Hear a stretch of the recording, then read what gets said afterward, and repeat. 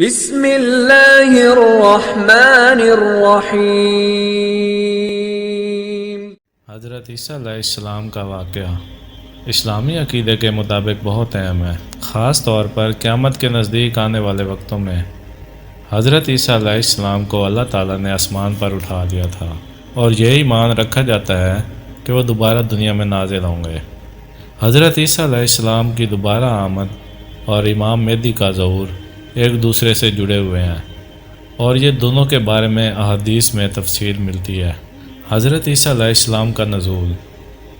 اسلامی عقیدے کے مطابق حضرت عیسیٰ علیہ السلام قیامت سے پہلے دوبارہ زمین پر نازل ہوں گے۔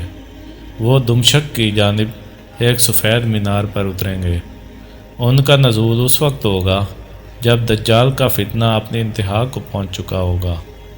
حضرت عیسیٰ علیہ السلام دجال کا خاتمہ کریں گے اور اسلام کی سچائی کو ثابت کریں گے۔ وہ دجال کو بیت المقدس کے قریب ایک مقام پر قتل کریں گے۔ امام مہدی کا ظہور۔ حضرت امام مہدی کا ظہور بھی قیامت کی علامات میں سے ایک ہے۔ وہ نبی کریم صلی اللہ علیہ وآلہ وسلم کی نسل سے ہوں گے، اور ان کا نام محمد صلی اللہ علیہ وآلہ وسلم ہوگا۔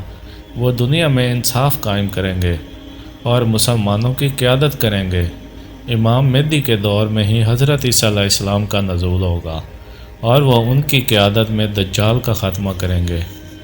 دجال ایک بہت بڑا فتنہ ہوگا جو قیامت سے پہلے ظاہر ہوگا۔ احادیث میں دجال کو ایک جھوٹا مسیح کہا گیا ہے جو لوگوں کو گمراہ کرنے کی کوشش کرے گا۔ وہ بڑی بڑی طاقتوں کا دعویٰ کرے گا اور لوگوں کو ایمان سے ہٹانے کی کوشش کرے گا۔ دجال کے فتنے کے بعد حضرت عیسیٰ علیہ السلام کی آمد سے دنیا میں امن و امان کا دور آئے گا اور صحیح اسلام کا بول بالا ہوگا۔